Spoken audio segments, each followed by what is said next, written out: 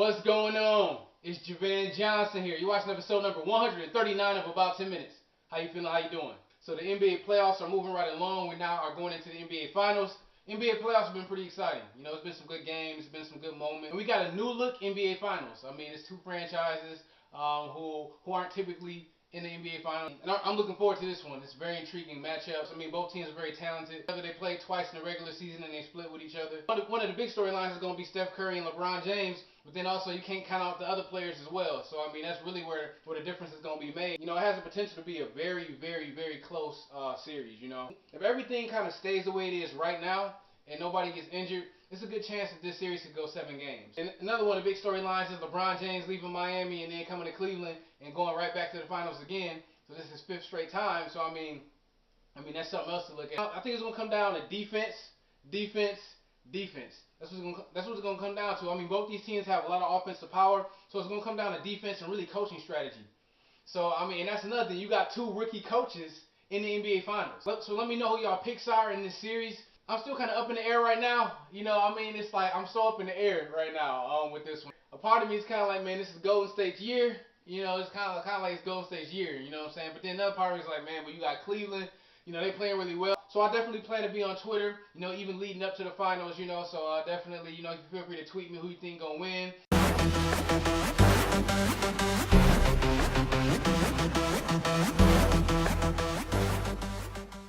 So I tweeted out something recently about dealing with preparation. And so I want to talk a little bit about preparation right quick. I mean, because one of the things is, you know, in life, it can be very easy for us to want to make moves, do certain things, you know, make certain decisions. But there's so much value that comes in being patient and preparing. You know, even it's like I'm talking about these NBA Finals, one of the things they're going to be doing, these teams, they're going to be preparing for each other. They're going to learn about their opponent's weaknesses, their strengths, and they're going to go out and try to put together a game plan to be successful. There's a lot of different things that go into that. And then even in our everyday lives and in our Christian walk, it's important for us to have patience and to prepare as well. You know, as we seeking God and asking Him about the things we should do with our lives as we get into the Word. Sometimes God may move at a different pace than we're moving at. Sometimes we may feel like we're ready to move real quick, but there can be various things that God wants to teach us about ourselves, as well as other people we may be working with, dealing with, things of that nature.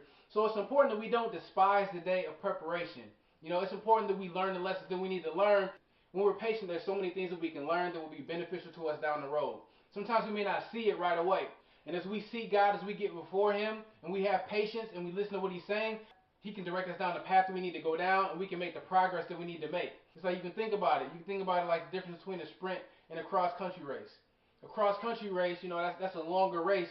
Like at the high school level, you know, when I ran, it was 3.1 miles. So if somebody take off in a straight-up sprint, you know, and run as fast as they can for the first part of the race in the cross-country race, they may be ahead of the pack initially, you know, but eventually they're going to start feeling it. Then they're not going to finish the race strong. So it's important for runners to pace themselves. Just like that, it's important for us to pace ourselves as we're making various decisions, doing different things. It's important for us to pace ourselves because sometimes we can get excited about something and want to head out and do something real quick. But it's important for us, you know, to seek God, to listen to Him, and move at His pace.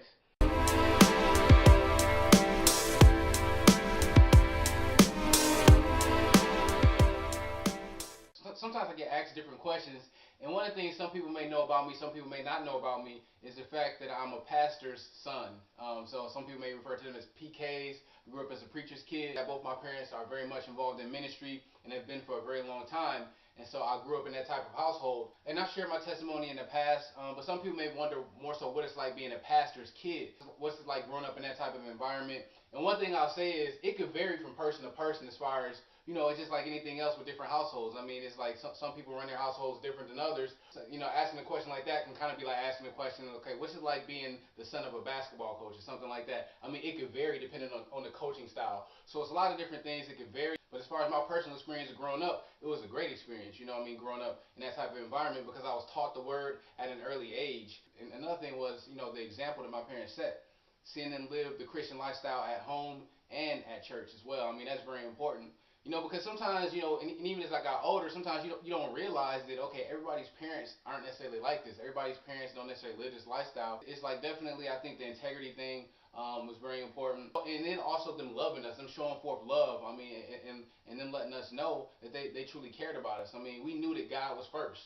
So we had an understanding of that. So I think that's important. The kids had that understanding. Okay, that God is first. But I mean, it's definitely, I think, another element that some people may talk about, some people may not talk about, is the whole spiritual side of things. I mean, there definitely can be some attacks, some spiritual attacks, so to speak. We know the devil exists. He wants to kill, steal, and destroy. If a child's parents, are pastoring and they're really going hard for the Lord and they're really focused and concentrating on the things of God, then sometimes the enemy may try to come in and attack the kids in various ways. And so I think prayer is very important. It's very important, for families to pray together. It's very important for families to lift each other up and then to also like continue to teach it and prepare us, to prepare us and equip us for what it is that's out there. And also the element that some people may want to talk about is the whole like being under the microscope, so to speak. I mean, and I think just like with anything else, I mean, anytime your parents are in leadership, I think in a leadership position, I think you're gonna be watched closely, so to speak. So if the moves you make, things you do, it can really come under scrutiny. If you make the wrong decisions,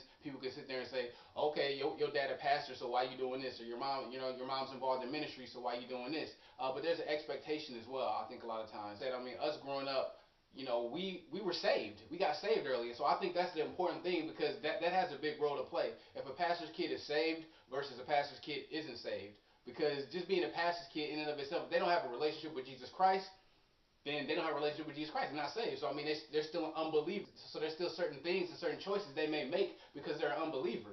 And that's not just with pastors' kids. That's with anybody. I mean, if you have an unbelieving person and a person who's saved, I mean, they're going to make different choices. And so I think that was a big thing for us, is we got saved young. Each of my siblings, we got saved young. So that goes so much further than my parents being a pastor. That goes so much beyond like going to church. One thing I will say is the environment was set. It was a good, conducive environment for us to grow. We got discipled, so to speak. I mean, our parents discipled us, and it was just a blessing. My experience, a blessed experience. Learned a lot of valuable lessons. Was taught things, and it really helped to shape even the individual that I am. It helped to steer me in the right direction early. For those of you who may not be pastors' kids but grew up in a Christian household, then you can relate to a lot of that. You can relate to those types of things.